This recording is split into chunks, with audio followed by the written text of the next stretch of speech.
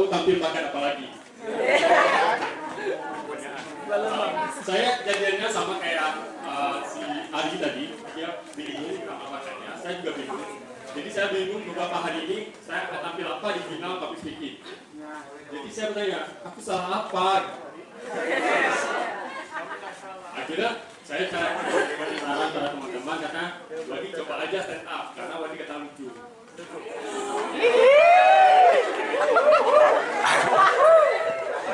Saya nggak percaya gitu aja karena kawan-kawan saya ini selama ini kalau puji saya itu agak aneh. Dia kayak gini, Wadi, iya.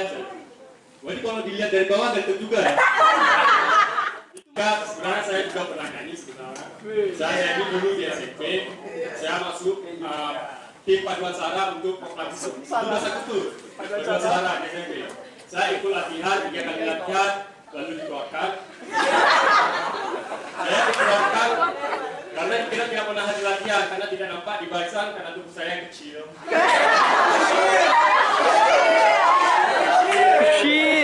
Pas SMA saya juga pernah mendaftar untuk ikut nari, tapi lagi saya ditolak. Saya ditolak karena tubuh saya ini kaku. Jadi orang itu bilang gini, Dek, maaf ya, kami nggak menerima Adek, kami cari penari, bukan kuli. Saya nari malah dianggap kayak tukang aduk semen.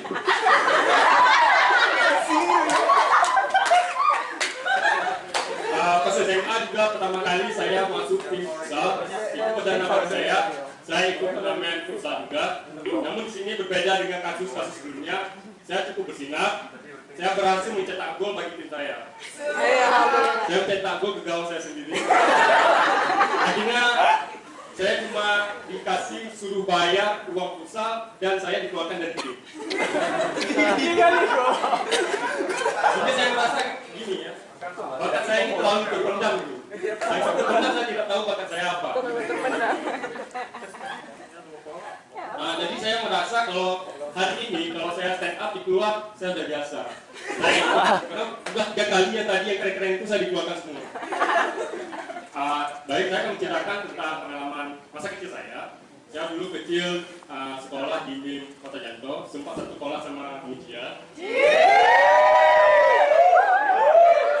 Masa kecil ya? Kalau kasih. Ini juga. Saya satu sekolah juga main.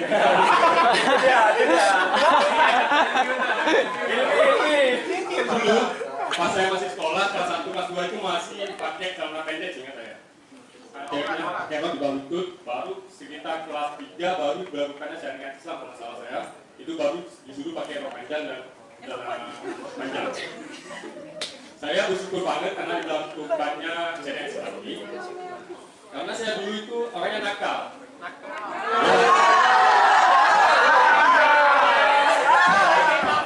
Nakal dalam artian anak-anak itu. Jadi setiap saya nakal itu, ibu saya selalu saya di paha. Jadi kalau saya ngelakuin kenakalan, saya dicubit di paha. Jadi bayangin aja, pas saya masih kelas 1 pakai celana pendek, dan ada bekas cubitan di paha. Jadi saya datang ke sekolah baru kayak sama saya. Wadi, itu di paha apa? Bulan-bulan biru dan hitaman. Enggak mungkin saya bilang itu bekas cubitan. Saya gengsi. Oh, ini bekas tanda lahir saya. Besok saya datang lagi.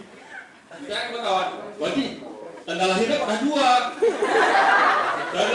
Oh, ini tipe tanda lahirnya LLAUD. Ini berkembang dan membelah gitu.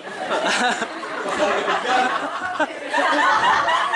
saya melakukan kesalahan yang sangat besar, jadi saya dicubit yang banyak sama orang tua saya.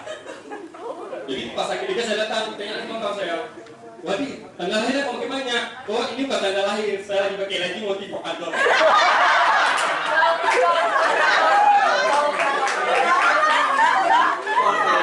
Pas saya kecil itu saya pakai celana, saya dibeli celana sama orang tua itu yang besar supaya bisa dipakai ke kelas 3. Jadi bisa dibayangin saya dengan tubuh yang kurus ini pakai tali pinggang. Ketika saya pakai tali pinggang, kesannya itu kayak es tebu diikatkan sama pipet. Saya pipetnya pinggang karetnya karena wasapnya.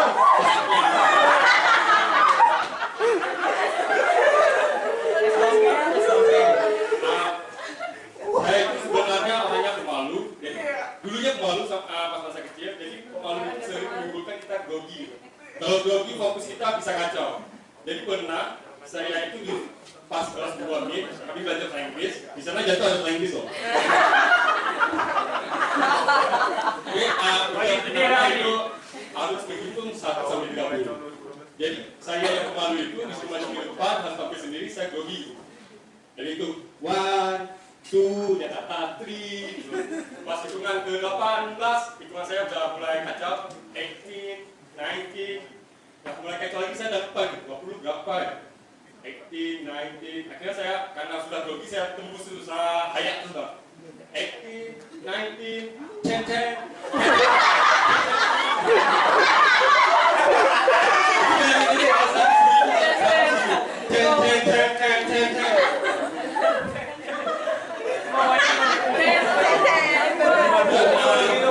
Sikap pemalu saya ini ke bawah pas saya kuliah. Jadi saya pas kuliah itu saya mendapat cobaan yang sangat besar, yaitu lulus di ilmu komunikasi. Saya kira ini adalah jurusan komputer. Jadi bisa dibayangin orang pemalu seperti saya masuk komunikasi, ya sebenarnya pelajari ilmu yang berinteraksi dengan orang lain, tapi saya pemalu tuh. Jangankan ngomong sama orang, mata-mata orang saja saya berani. Mungkin bisa ditanya sama kawan-kawan yang kenal saya di semester 1 sampai semester 2 gitu. Saya berpengalaman banget.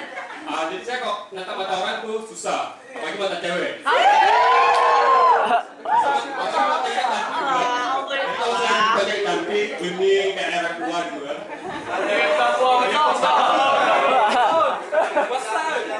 Kalau saya pakai cantik ini kan diajak kenalan, kamu masih baru ya?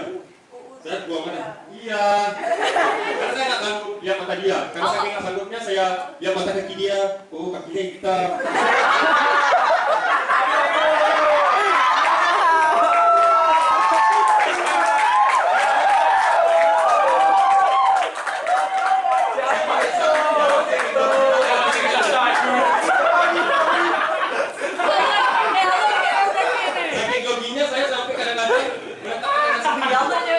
Gimana gitu,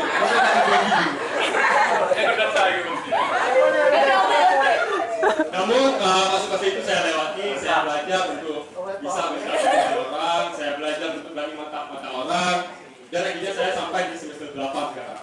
Saya jadi mahasiswa akhir. Nah lucunya jadi mahasiswa akhir itu segala hal selalu dikaitin sama mata kuliah akhir yang ada hubungannya sama skripsi. Jadi setiap perbincangan itu dihubungi lah sama skripsi. Jadi contoh gini, ada mahasiswa yang jualan, kan sering mahasiswa jualan, jadi jualan jilbab gitu. Pas hari Senin dia jual jilbab, beli jilbab kan dong, satu harganya 25.000. Nah dia beli, terus ada orang tanya lagi, kayak aku beli dong jilbab yang kemarin. Oh iya harganya 26.000. Kok naik? Kamu kok nggak stabilitas, nggak realitas stabilitas sih? Harganya berbeda dari yang kemarin sama hari ini. Sama hari kemarin sama hari ini aku. Jadi sebenarnya kalau cakapan kehidupan itu dibawa-bawa ke dalam ranah percintaan. Jadi bayangin kalau saya pacaran gitu kan. Saya pacaran bisa bayangin juga. Jadi bisa bayangin saya itu diganti orang. Jadi saya diganti wanita, tapi saya nggak berani diganti langsung. Saya jumpai namanya Budi. Budi itu kawan saya dan dia juga kenal sama si cewek itu. Jadi Budi. Kalau orang lain kan pasti ini, Budi, tolong comblangin aku sama si Markona lah sih kan. Budi, kalau enggak kamu jadi variabel antis antara aku sama kamu. Itu jadi variabel hubungan antara aku dan kamu. Saya itu dalam Markona. Masa Markona gitu kalau si Budi.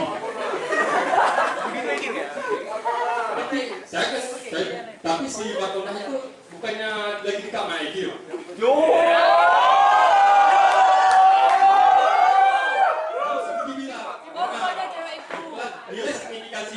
Oh itu.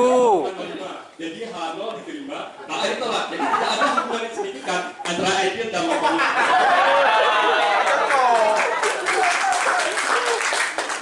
Akhirnya karena sudah diberi metode dan teknik dari si Budi, saya melihat bisa nih Pak Markona.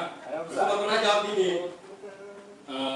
rumusan cinta kamu menarik, tapi kurang terukur. Mau cari pasangan yang lain.